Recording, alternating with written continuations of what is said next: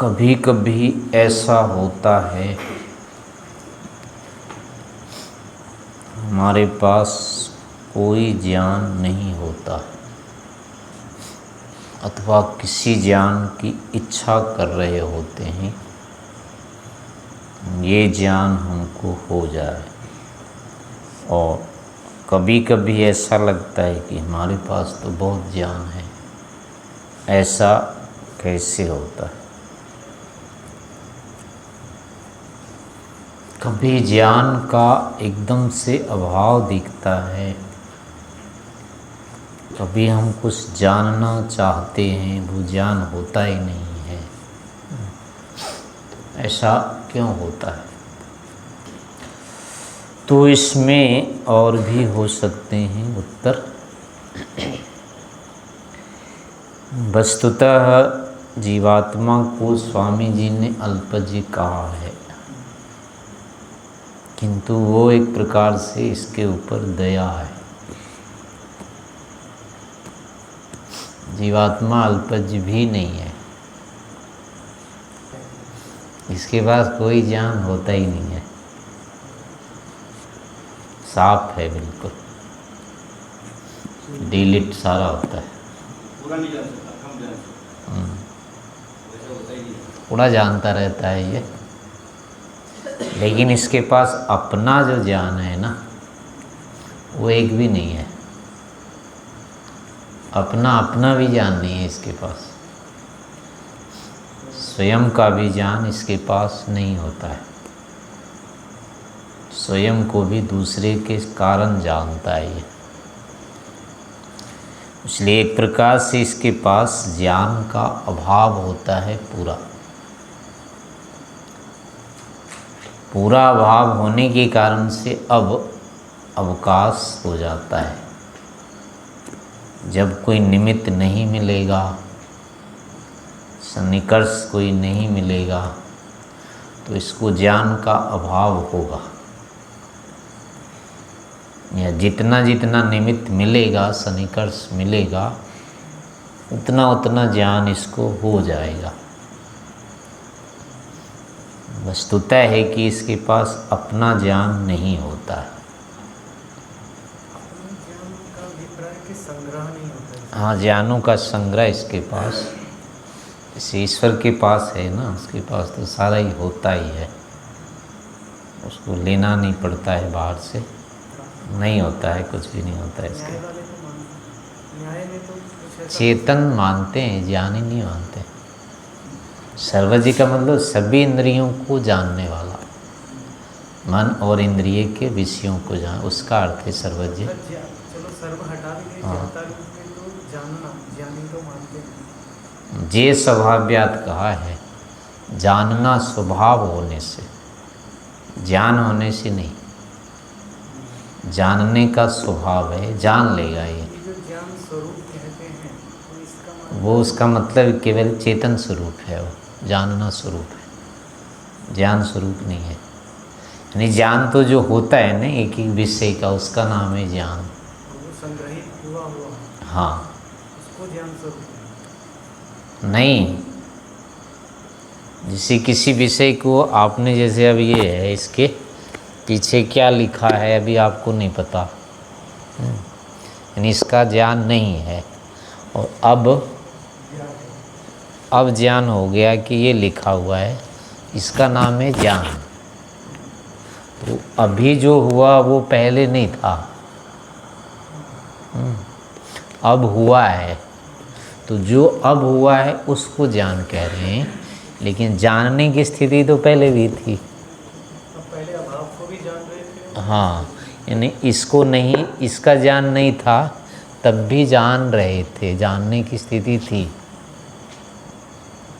वो वाली जो स्थिति है उसका नाम है जे स्वभाव, यानी जानना स्वभाव है इसका। सदा रहता है, इसलिए परमात्मा के पास सदा रहता है, वो सब कुछ रहता है। उसके पास अपने ही होते हैं, मतलब दूसरे से आता नहीं है उसको। लेकिन इसके पास सारा ही आता है बाहर से, अपने पास कुछ भी नहीं रहता है इसका। वो सब हो गया ना, निमित्त बन गए। ज्ञान जो संस्कारों हाँ, नहीं वो व्यक्त थोड़े होता है। ऐसा होता है तो मन के साथ जब सन्निकर्ष होता है इसका, तो इसके पास सारे ज्ञान उभर जाने चाहिए थे जितने हैं। ज्ञान उभरते नहीं है ना इसको, बाहर विषयों की फिर अपेक्षा ही नहीं रहती, देखने सुनने की जरूरत क्या थी फिर। मन मिल गया, जब हो गया वो उठा लेगा, सारे उठ जाते फिर प्रयत्न करते ही। तो विषयों को जानने की स्थिति होती नहीं फिर। नया ज्ञान यानी विशेष सन्निकर्ष की अपेक्षा नहीं होती इसको, लेकिन विशेष सन्निकर्ष की अनिवार्यता रहती है इसके पास। उसके बिना नहीं जानेगा। जैसे प्रलय में है, अब इसको कोई ज्ञान नहीं होता है, पूरा ही अभाव रहता है, कुछ भी नहीं जानता है। ऐसे ही चाहे अब वो जब तक यहाँ मतलब माँ के गर्भ से बाहर आने के बाद इसका ज्ञान आरंभ होता है, उस समय तक भी इसको ज्ञान आरंभ नहीं होता है। अगर ये ज्ञान स्वरूप रहता तो बंद नहीं होना था, पर ज्ञान इसका बंद हो जाता है। उसमें होता है ये, एक तो इस वस्तु का ज्ञान होना पहले से। जैसे कोई बनाते हैं ना, घर बनाते हैं या चित्र बनाते हैं, तो चित्र तो बाद में बनता है, ये घर बाद में बनता है, लेकिन ज्ञान पहले से होता है उसका चित्रकार को, तभी वो बना। या अपना नाम लिखो, मान लो उदाहरण ले लो, अपना नाम अभी नहीं लिखा है कागज़ पर, तो उसका अभी ज्ञान नहीं हो रहा है, लेकिन लिखेंगे कब? जब पहले से लिखना आता है, यानी ज्ञान पहले होता है। उस ज्ञान को हम यहाँ अब अभिव्यक्त कर देते हैं, बाद में वो लिखने के बाद भी ज्ञान होने लगता है वो, लेकिन रहता पहले से। ऐसे ही ईश्वर के पास सारा कुछ पहले से रहता है।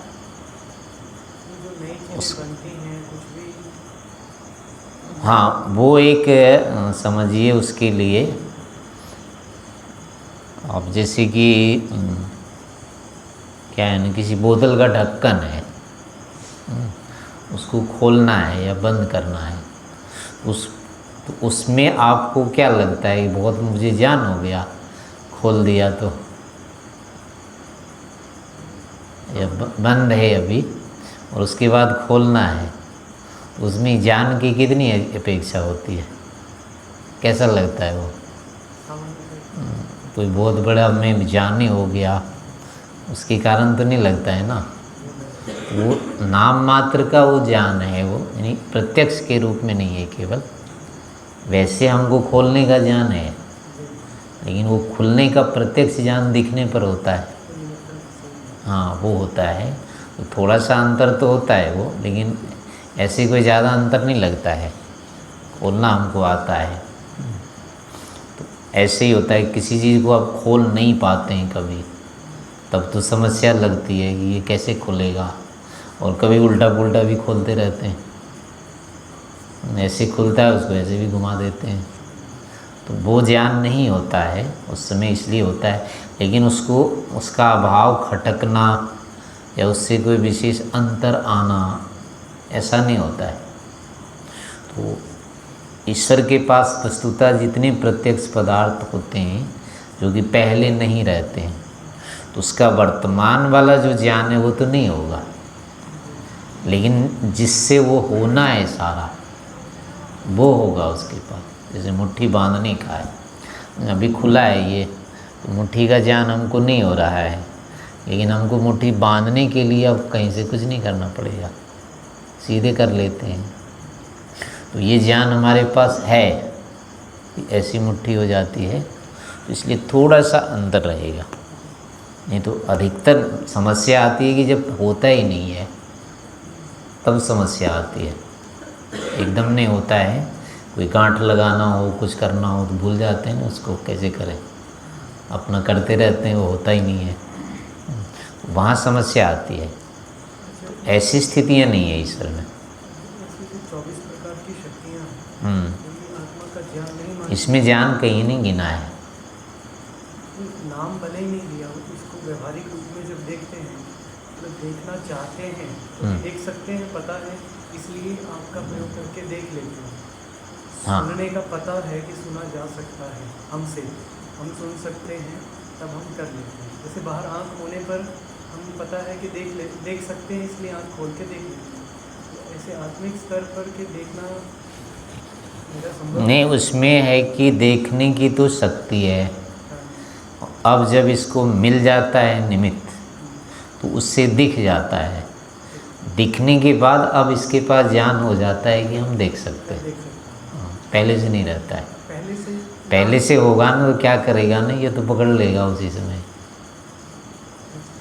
प्रकृति इसके पास आती और पकड़ लेता उसको कि अब तो ये तो इससे तो दिखता है।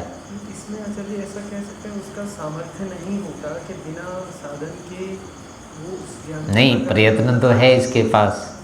साधन नहीं है ना जी प्रयत्न का या ज्ञान का। नहीं, प्रयत्न तो है ना इसके पास। और मान लो कि प्रकृति के परमाणु भी साथ रहते ही हैं, तो ये दिखने वाला जो होगा सत्य होगा, उस पता होगा तो पकड़ ही लेगा ये। पर ये नहीं करता ऐसा कुछ, और कोई ज्ञान नहीं होता है इसको। नहीं, ज्ञान इसकी जब तक स्थूल शरीर नहीं मिलता है तब तक नहीं होता है इसे। सूक्ष्म तक भी ज्ञान नहीं होता है। और इस कारण से इसको क्या है कि ज्ञान पहले नहीं होगा, और स्वाभाविक रहता है तो इतने निमित्तों की जरूरत नहीं थी। मन के साथ जब संपर्क हुआ उतने मात्र से इसको हो जाना चाहिए था, लेकिन नहीं होता है। ऐसे ही ये अवस्थाएं आती है, सुसुप्ति की है, जागरण की है, इसमें ज्ञानों में अंतर होता है। जागरण काल में जितने ज्ञान हो रहे हैं, अब निद्रा का से पहले वो ज्ञान कम होगा। नींद में जाते जाते और भी एकदम से कम हो जाएगा, और यहाँ का तो सारा बंद ही हो जाएगा। उसके बाद अब नींद वाला जो ज्ञान होगा वो होगा आरंभ। तो ये सब अवस्थाओं में भी भेद इसीलिए हो जाता है कि पीछे शून्य है, ये पीछे भरा ही रहता है, तो ये अवस्थाएं आने नहीं पाती। जागरण से सुसुप्ति में जा ही नहीं सकता था। ऐसा हो कि है तो भरा हुआ, पर निमित्त के बिना प्रकट नहीं होता। जैसे हम अपना चेहरा नहीं देख सकते बिना निमित्त के, होता तो है चेहरा, रूप भी होता है, लेकिन वो है ना, स्वप्न में जब आता है तो सारा जानने की सारे ज्ञान विषय होते हैं जात इसको, इसलिए सामर्थ्य वहाँ काम ही कर रहा है इसका, पर ज्ञान नहीं हो रहा है ना। अगर अपने पास ही होते तो वो ठीक कर लेता ना वहीं पर, स्वप्न वाली स्थितियाँ नहीं बनती। फिर वो ज्ञान तो वहीं काम कर सकता था, और यंत्र तो काम कर ही रहे हैं, तभी स्वप्न का वो चल रहा है। केवल मन यंत्र काम कर रहा है। हाँ, और सूक्ष्म शरीर से वो सामर्थ्य प्रकट होता नहीं है बिना स्थूल शरीर के। स्थूल शरीर नहीं, स्वप्न काल में तो सारा है, स्थूल शरीर का भी संपर्क है, सूक्ष्म का भी है, संस्कार भी आ रहे हैं, तभी ज्ञान हो रहा है। तो अब होता है कि अगर इसके पास पहले से वो ज्ञान होता ही तो वो तो संस्कारों की अपेक्षा नहीं रखता, ये यूँ ही हो जाता, क्योंकि चित्त तो सहयोग दे ही कर रहा है इसको, तो ज्ञान होने में बाधा नहीं थी, लेकिन नहीं होता है फिर भी। तो इस कारण से कि उधर से अभाव है, मूल में जो भी हो पा रहा है वो निमित्तों के कारण से हो रहा है।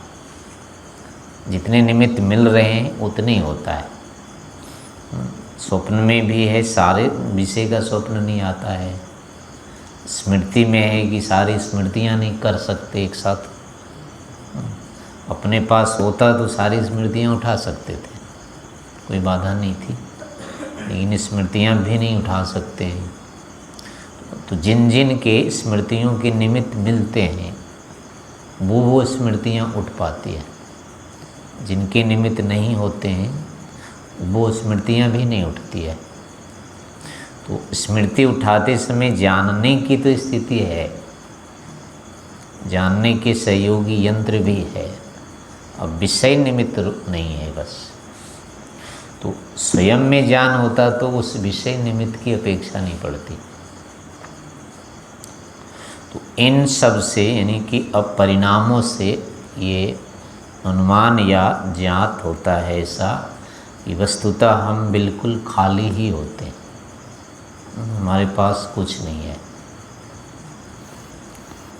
तो अब जब स्वरूपतः हमारे पास कुछ नहीं है, तो अब इसके बाद यहाँ जो लग रहा है कि मेरे पास इतना है, मैं ऐसा हूँ, ये हूँ, वो हूँ, ये सारे के सारे अब क्या होगा, किसी न किसी की कृपा से है, अपने बस का नहीं है, अपनी नहीं है, तो ये दूसरे की ही है देन।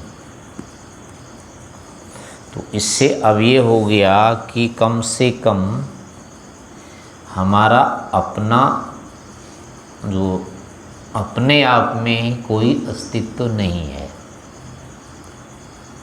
क्योंकि ज्ञान के बिना तो हम कुछ है ही नहीं, ज्ञान है तो हम हैं।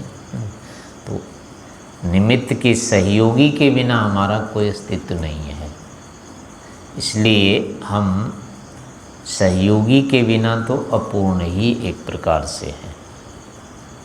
इसलिए हमको हर हालत में या तो प्रकृति का सहयोग चाहिए या फिर परमात्मा का सहयोग चाहिए।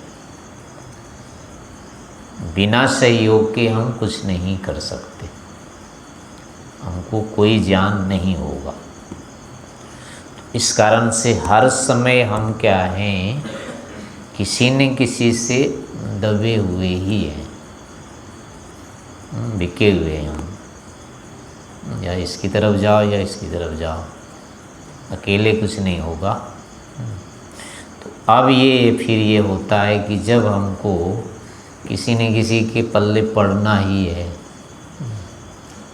अकेले हम कुछ कर ही नहीं सकते, तो अब किसको अपनाएं फिर,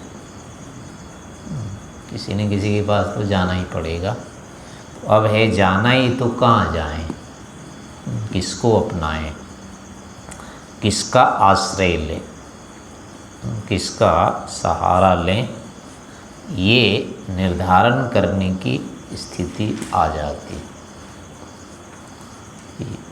सहयोगी तो हमें चाहिए, बिना सहयोग के हम नहीं रह सकते। तो अब है कि वो सहयोग किसका लेना चाहिए, किसका सहयोग उत्तम है,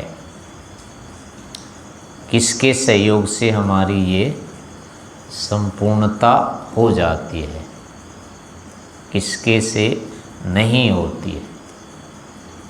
तो अब हम देख रहे हैं सतत की प्रकृति का आश्रय हमने अभी लिया हुआ है, लेकिन इसके आश्रय में हमारी पूर्णता हो नहीं रही है। किसी भी तरह से हम पूर्ण संतुष्ट नहीं हो पा रहे हैं प्रकृति का आश्रय लेने पर भी। और यानी प्रत्येक स्तर से ले लेते हैं पूरे के पूरे, जिसको कि किसी प्रकार की यहाँ कमी नहीं है। जितना प्रकृति का आश्रय हो सकता था सारा मिल गया, तब भी पूर्णता नहीं आती है, उसमें भी किसी में नहीं आती है।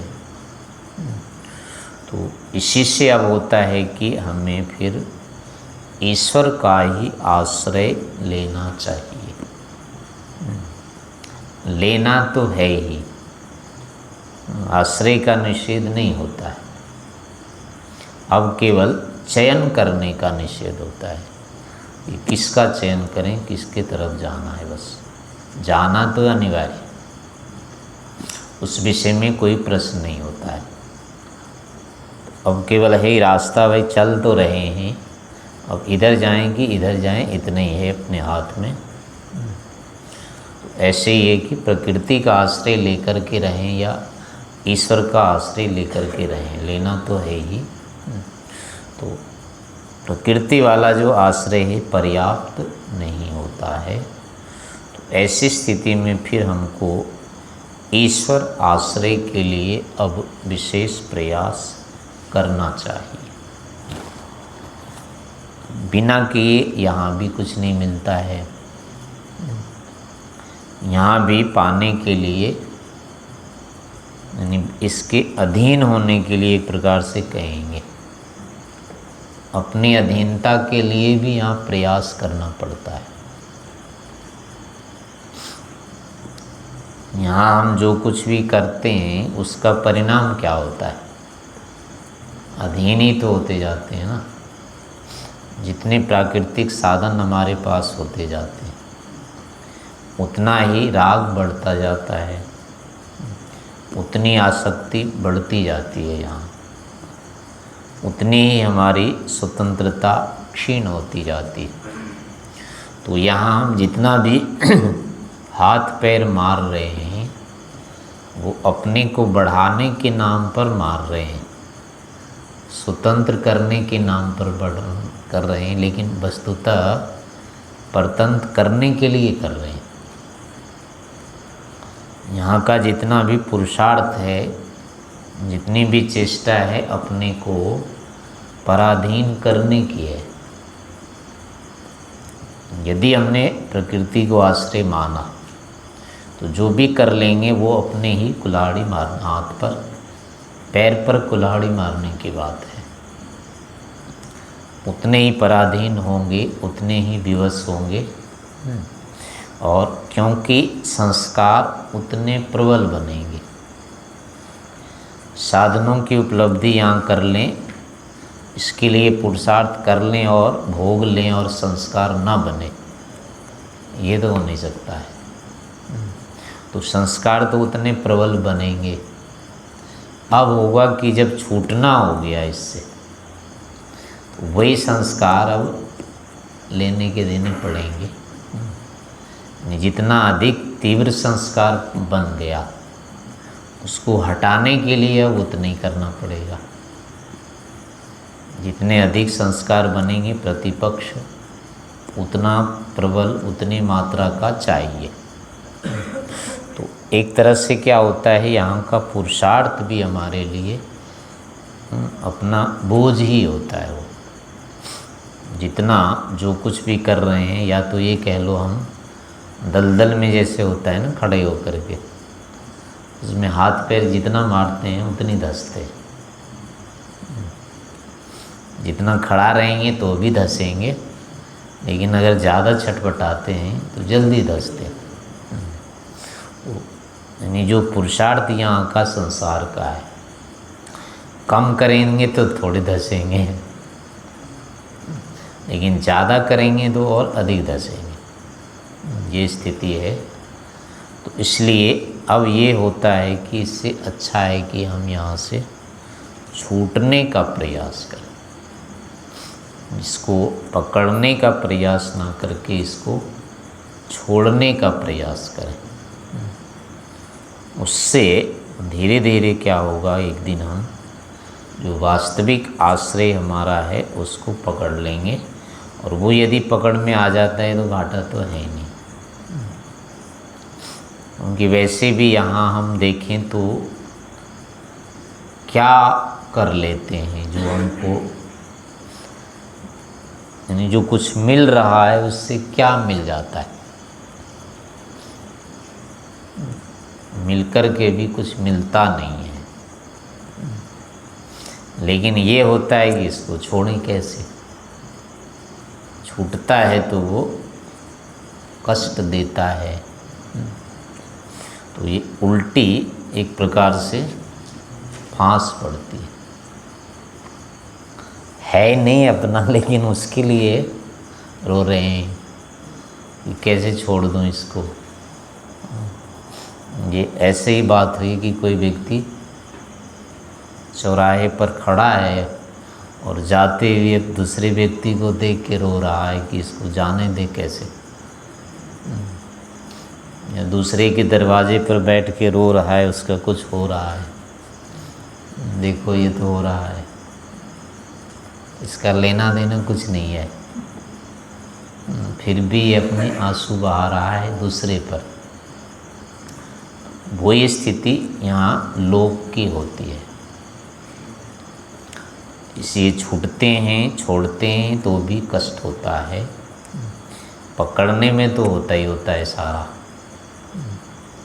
तो इस कारण से इसका छूटना भी दोष युक्त नहीं है, अनुचित नहीं है। छूटता है तो भी ठीक ही है, लेकिन तब होगा ये छूटना उचित जब वास्तविक में ईश्वर की प्राप्ति होती है, ग्रहण होना चाहिए। अन्यथा ये भी छूट गया, वो भी छूट गया, फिर बीच में फिर तो कहीं के नहीं रहेंगे। ये अपने आप में तो रह नहीं सकते, कोई न कोई आलम्बन चाहिए, बीच में नहीं रह सकते। तो इसलिए होगा कि जो दो में से उत्तम है उस आलम्बन को स्वीकार करना चाहिए, उसको प्राप्त करने का प्रयास करना चाहिए। इस प्रकार से सोचते विचारते रहना चाहिए।